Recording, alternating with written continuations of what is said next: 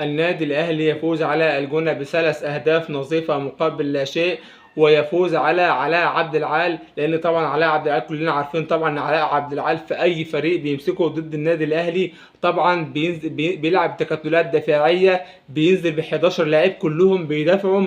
يعني لو طال كمان ينزل هو والجهاز الفني بتاعه يدافعوا كمان، ما عندهمش اي مشكله خالص. المهم عنده ان النتيجه قبال النادي الاهلي تطلع 0-0 ويطلع باي نتيجه. بس طبعا امام عاشور يحرز هدف ذهبي.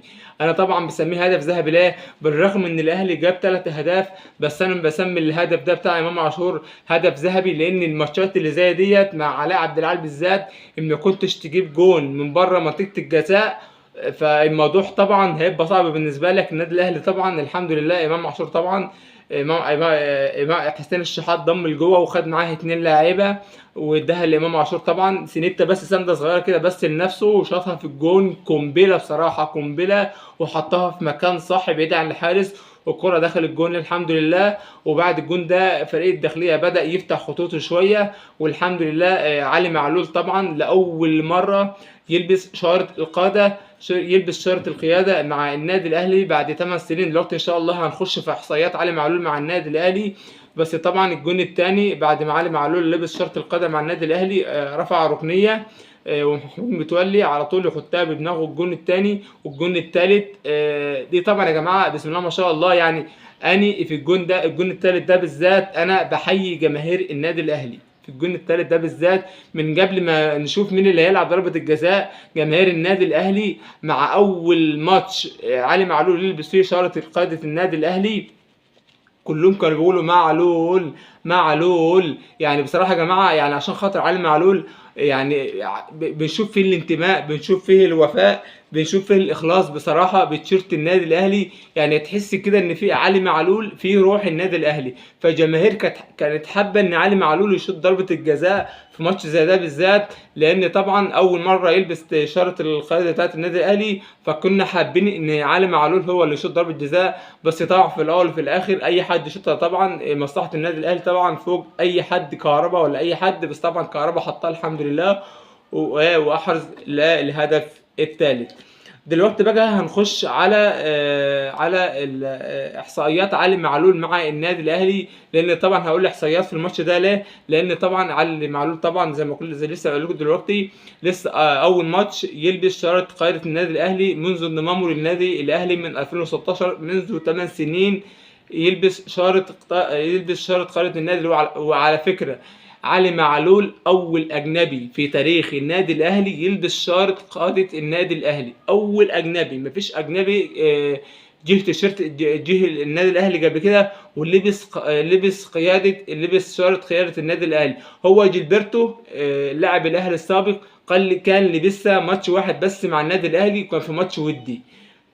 طبعا ماتش الودي طبعا ما بتبقاش مثلا ما بتبقاش مهمه قوي، لكن طبعا علي معلول في الماتشات اللي جايه ان شاء الله هو يستحقها ان هو يلبسها. انا بصراحه ما شايف حد في اللعيبه دلوقتي، في اللعيبه بتاعت النادي الاهلي دلوقتي يستحقها اكتر من علي معلول بصراحه، ايا كان الاسم اللي في النادي الاهلي. انا مش شايف حد في النادي الاهلي دلوقتي ديت من وجهه نظري انا بقى كمشجع اهلاوي.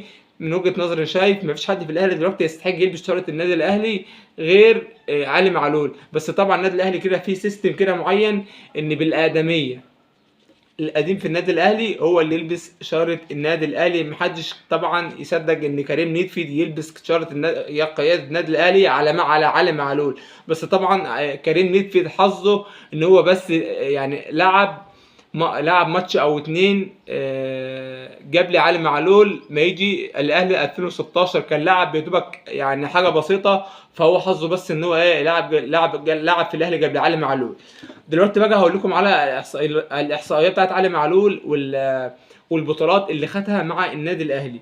علي معلول خد الدوري المصري مع النادي الاهلي 5 مرات. طبعا زي ما قلت لكم خليكم عارفين ان علي معلول جاي النادي الاهلي من 2016 واحنا دلوقتي 2024، يعني 8 سنين. يعني البطولات اللي انا هقولها دلوقتي علي معلول خدتها خدتها في 8 سنين من 2016 لحد 2024.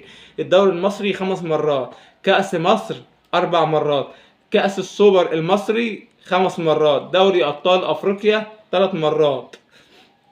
كأس السوبر الأفريقي مرتين، يعني 19 بطولة، 19 بطولة بالتمام والكمال خدت علي معلول مع النادي الأهلي. يعني في 8 سنين، في 8 سنين 19 بطولة مع النادي الأهلي، يعني بصراحة رقم قياسي يا جماعة، رقم قياسي بصراحة. يعني علي معلول سجل 51 هدف. هو ظهير ايسر مش مهاجم، ده في مهاجمين والله العظيم ما بيجيبوش الاهداف ديت. يعني ظهير ايسر سجل في الثمان سنين دولت مع النادي الاهلي 51 هدف، سجل 51 هدف وصنع 83 هدف، يعني ساهم بالمجمل 134 هدف. بصراحة يا لها من إثارة من علي معلول، يا لها من إثارة. وال 134 مساهمة دولت منهم أهداف طبعا، ومنهم صناعة الأهداف، ومنهم صناعة الأهداف بصراحة في ماتشات مهمة جدا، في ماتشات إذا كان في كأس العالم للأندية، ولا في دوري أبطال أفريقيا، ولا في كأس سوبر الأفريقي، ولا في كأس سوبر المصري، ولا في الدوري المصري بصراحة يعني. واخد كمان 2 برونزية كأس عالم، وبسجل 3 اهداف كمان في كأس العالم للأندية. طبعا زي ما قلت لكم علي معلول طبعا هو الانتماء والوفاء والإخلاص. ليه طبعا بقول الانتماء والوفاء والإخلاص؟ مش عشان قضى 8 سنين مع النادي الأهلي، عشان خاطر خلال ال8 سنين دولت علي معلول جات له عروض كتيرة جدا، وخاصة من الخليج. وانت طبعا عارفين الخليج يعني معنى كلمة الخليج يعني فلوس. الخليج يعني فلوس. معنى ان هو يترك الفلوس دي كلها ويفضل مع النادي الاهلي. انا مش بشجعه على حته ان هو ساب الفلوس ويجي مع النادي الاهلي، لا، انا بشجع علي معلول او اي لاعب اخر يسيب الفلوس ويفضل في الفريق، ويروح للفريق او يفضل في الفريق بتاعه اللي هو بياخد فيه بطولات. يعني هو ساب الفلوس، يعني هو فضل ان هو ياخد البطولات عن الفلوس. ودي طبعا دي حاجة كويسة، لان انت بعد ما هتعتزل الكرة الجماهير كل ما يذكر، كل ما يجي اسمك مثلا في اي مؤتمر صحفي، في اي تعليق، في اي حاجة، كل ما اسمك هيتذكر قدام الجماهير، مش هيقولوا اللاعب ده خد فلوس قد ايه، بيقولوا اللاعب ده اخد بطولات قد ايه. بس انا بتكلم كواحد من جمهور النادي الاهلي، مش هفتكر اللاعب ده خد فلوس قد ايه ولا خد فلوس قد ايه، انا هفتكر هو اخد بطولات قد ايه وفي كام سنه. يعني يا جماعه 19 بطوله في 8 سنين، بصراحه ده اعجاز. لا انجاز يا جماعه، انجاز بصراحه، وحاجه كويسه جدا، وديت ما تجيش الا مع النادي الاهلي بس. ده يا جماعه زي ما قلت لكم ده بالنسبه للنادي الاهلي وبالنسبه لعلي معلول. نخش بقى على الماتشات اللي اتلعبت في الدوري المصري، وبعدين نخش على الدوري الانجليزي. الدوري المصري الاهلي والجونه، الاهلي فاز 3-0. الاهلي كده بعد هذا الفوز يروح ل 27 نقطه في المركز العاشر، ولعب 13 مباراه.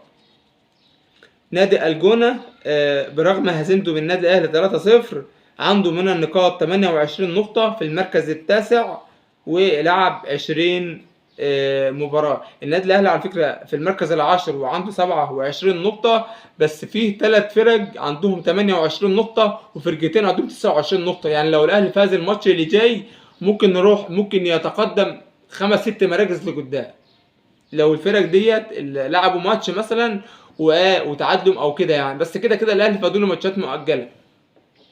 تمام. نروح بقى الماتش الثاني، الاسماعيلي وفاركو. الاسماعيلي فاز على فاركو 2-0. الاسماعيلي كده عنده 22 نقطه في المركز ال 13 ولعب 21 مباراه.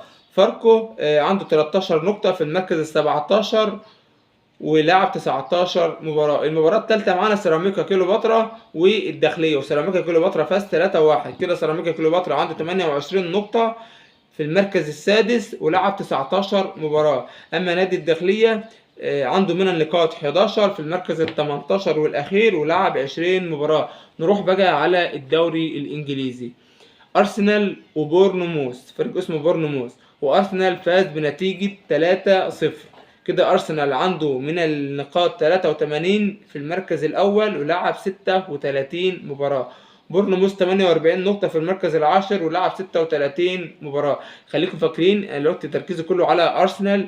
أرسنال زي ما قلت لكم لعب 6 لعب في المركز الأول ولعب 36 مباراة و83 نقطة. نروح بقى على مانشستر سيتي وولفرهامبتون، ومانشستر سيتي فاز بنتيجة 5-1. كده مانشستر سيتي عنده 82 نقطة في المركز الثاني ولعب 35 مباراة. كده أرسنال نتوقف شوية عند الحتة ديت.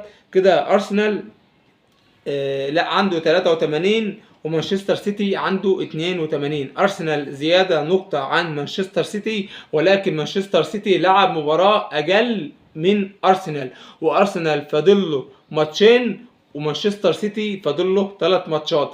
ارسنال لو فاز الماتشين بتوعه اكتر حاجه هيوصل لها، لو فاز الماتشين هيوصل للنقطه 89، لكن مانشستر سيتي لو فاز ال3 ماتشات بتوعه بدون النظر لارسنال هيوصل للنقطه 91 ويتوج بلقب الدوري الانجليزي، وده الاقرب لمانشستر سيتي.